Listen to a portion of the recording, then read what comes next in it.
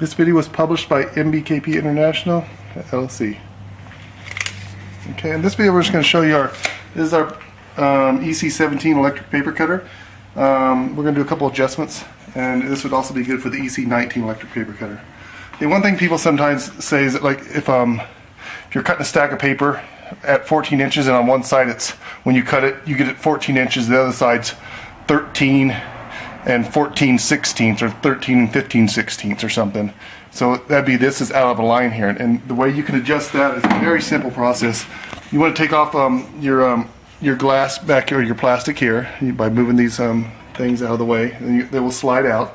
Take your top cover off, and it's a good idea to take your shield off just so you can get a good open space here. If you'll notice on this cut pad, you probably won't be able to see it in this video, but there's a cut line all the way through it, and that's where the blade's been hitting it. So you know exactly where the blade comes down on this pad by seeing that cut line in this pad. Just get you a tape measure and just push it up against that side of it, and then you can see right here that this is right on 14 inches exactly. And you go to the other side, push it up against the other side, and you can see the cut line is perfectly on 14 inches. So this one's perfectly aligned. If yours was 14 inches one side and the other side was, 13 and 7/8 or something, then you could adjust this by loosening these two screws and then using these hex wrenches on each side to either loosen or tighten, depending on how you need it to go with this. Okay, and then once you get these snugged all the way in, then you can just clamp those down. But you just use this tape measure to just line it up first, and then you can clamp it down on the screws. So that's how you can measure this to make sure this is perfectly aligned, by using this cut line on this pad and a tape measure. Okay. Another thing I'm going to show you is this thing. I'm going to set it to, if this was off a little bit, like you set it to 14 inches and it goes back to 13 3/4 or something. You can take this off. There's two back screws back here and a top screw here. You just slide that out like that, and there's a little sensor there, right there. The first thing you want to do is hit proofread on the front of your machine, and this will go back, and that sensor will hit this little chipboard here, and it should realign it. I'm going to do that now.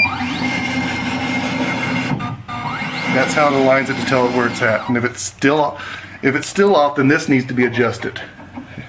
Okay, so right now I got it set to where it's just a hair under 14 inches when it should be 14. I don't know if you can see on that, that's a hair under 14.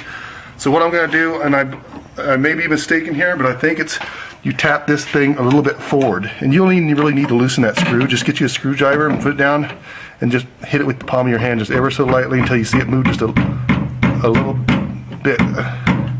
There, I did it. Let me hit proofread again. That wasn't enough. I need to do a little bit more. You may, if it's too hard to move, you may have to loosen that bolt up there a little bit, but usually you don't have to. Sorry.